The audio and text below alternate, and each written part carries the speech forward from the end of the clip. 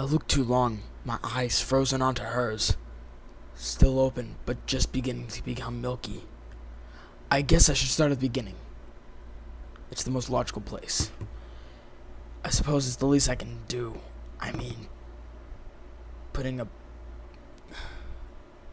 People are going through all of my shit to find out why I did it.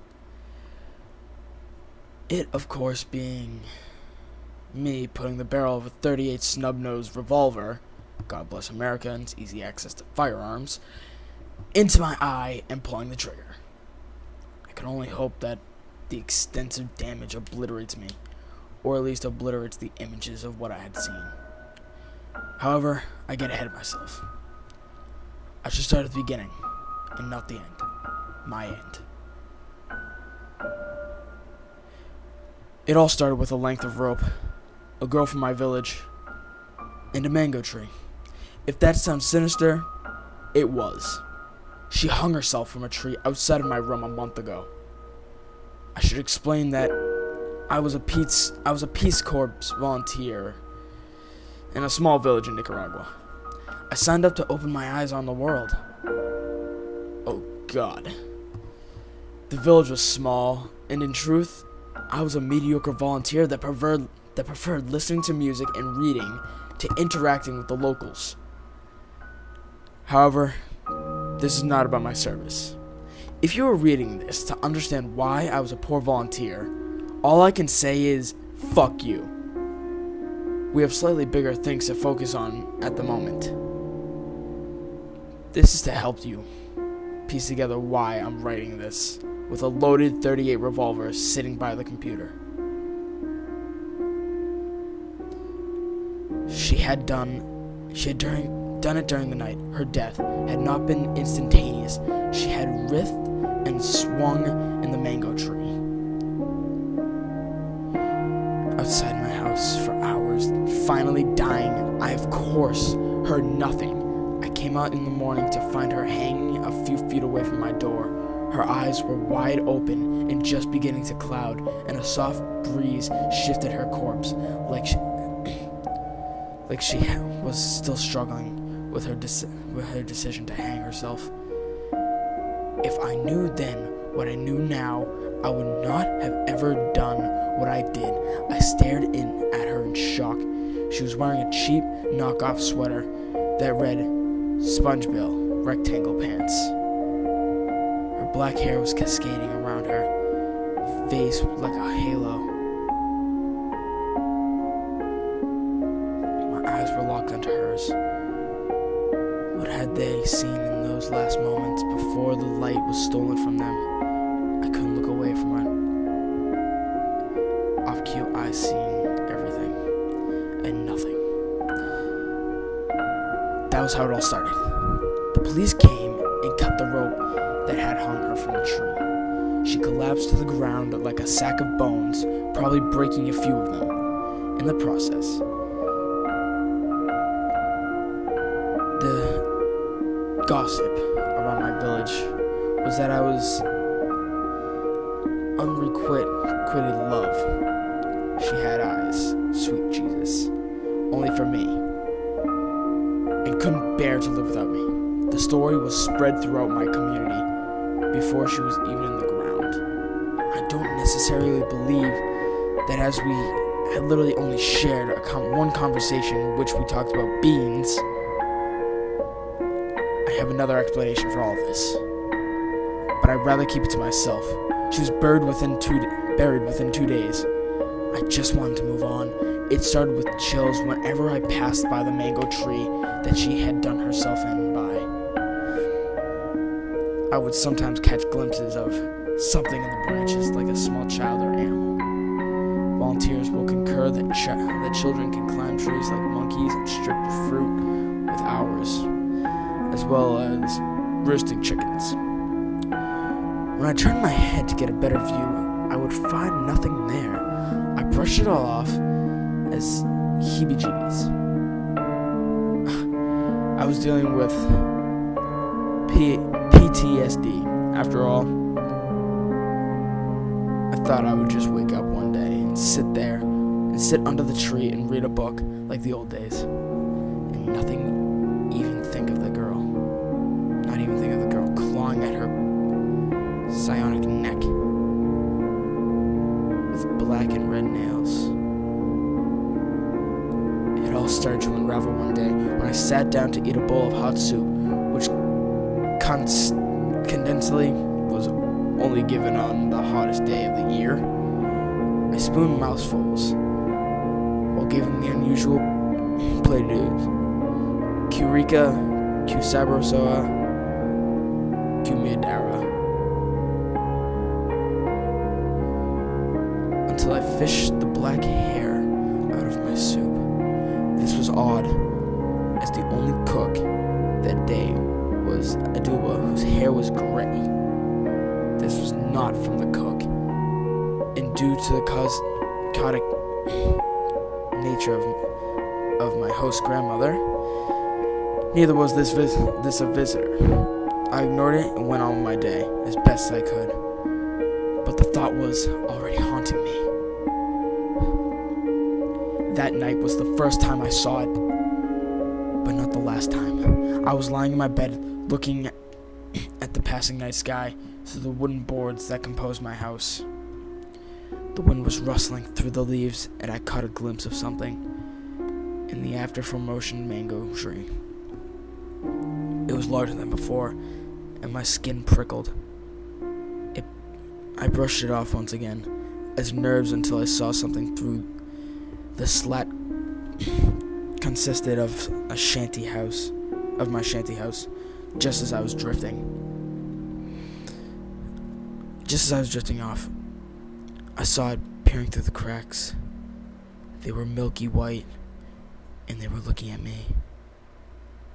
At the end of the sleepless night, which I spent with my eyes darting to the cracks in my walls and my heart jumping at every creak in my ancient diplomated home, I went into the nearest city and called my girlfriend Iris to come down for a visit for a few days. I told her nothing about my state of mind, because seriously, who wants to know their significant other is going bananas? I only told her that I needed her. And I guess that part was true enough. She traveled to my site within a day and was by my side the next day. I tried to fuck my way out of a problem, as I always seem to do. My girlfriend was more than willing to accommodate. I buried those notes in my memories into her body and drew back comfort and peace. The gossip that Iris heard only mentioned a woman committing suicide in my village, and nothing else. The people were now more focused on my status as a picaflor, which wasn't necessarily true, as I only had one girlfriend. But the sound of us making love and me losing myself in her only spread the gossip. She was blissfully unaware of how I was coming apart, and I drew whatever strength I could from her. The strength left me a few days later. Iris left me a day before that. But once again, I get ahead of myself. The cause should always precede the effect. We had just finished making love, and I had just winced my eyes shut as I reached the pinnacle and gave myself over to her. I relaxed in blissful afterglow and wrapped my arms around her. I drifted off. When I came to it, still dark, and my arms were wrapped around Iris, feeling her skin pressed against mine. It was one of those moments in which I wish I could freeze in amber and preserve before it all went wrong. Everything soared when the door to my room opened and Iris walked in, complaining of the distance of the latrine. Who was in my bed? My eyes shot open, revealing nothing. My bed was empty, which I soon remedied. For the fourth time that weekend, I focused on Iris, but my mind shifted and drifted to eyes. The hazel eyes that were now milky white and saw through me, Those glassy eyes staring at me from inside my head killed the mood as well as the other parts of me. I sealed myself off from Iris. After that point, it became distant. I wasn't surprised when the relationship imploded within days. Iris was gone in 3 days, but she left me one day early after crying. And the words cold and heartless being thrown at me, I was alone, or rather I wished I was alone. I tried my best to ignore the sensation of being watched, but to no avail. My community looked at me, haggard, expression with interest. There was clearly gossip to be had here, but they knew little to nothing. I ignored them, but continued to feel them stalking me with their eyes. Even worse, I felt them watching me. I could tell it was her when I found myself throwing furtive glances at shadowy corners. I tried my best. My God, I tried my best! It was the next day that I became completely undone and drank myself into the hospital.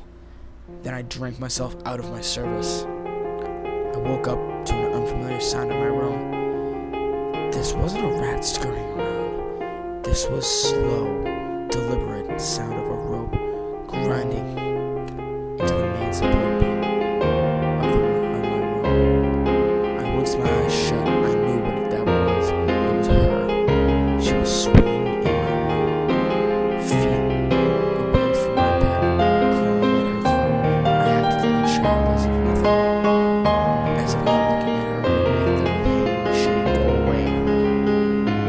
My eyes snapped open when I heard the rope snap, and a sickening sound like bones breaking off 4 inches away from my head. She was gone. Some part of me knew she would never leave. I gloss over how come to by expelled from a Peace Corps. I just allude to a cheap bottle of moonshine and me drunk and raving about eyes in the darkness. To all that had ears, I found myself in America amongst my friends who did not know how close I'd come to complete madness. I wrapped myself up in their lives like a shield and visited with them to the point of uncomfortableness. None of that mattered. I was safe. I was wrapped up in a security net of my family and friends. The safety net was cut last night when I woke up with an unmistakable feeling of hair on my face. I felt clammy palms pressing into my cheeks and holding my head in place. She was on top of me, her face inches away from mine. I cringed, my eyes shut, but she persisted. I waited for hours until I knew that she wasn't going to leave. I opened my eyes and stared into her milky white eyes.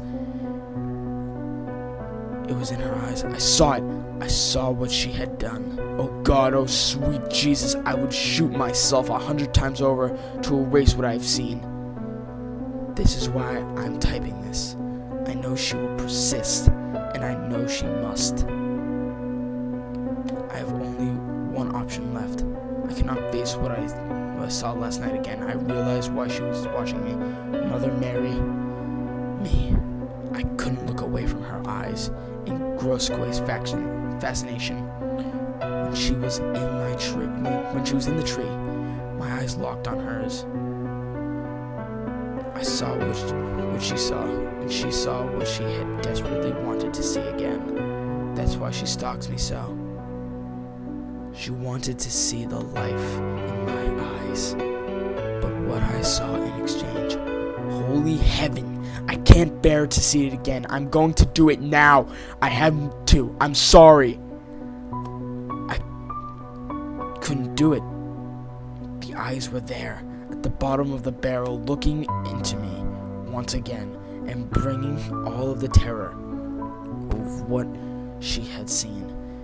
At the end of her life as she tried to claw the rope from her neck. I watched frozen as my soul was hollowed out by her incensed gaze. I know what now is waiting for us at the end of it all.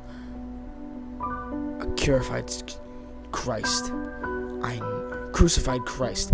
I know she had caught a glimpse of life, a momentary reprieve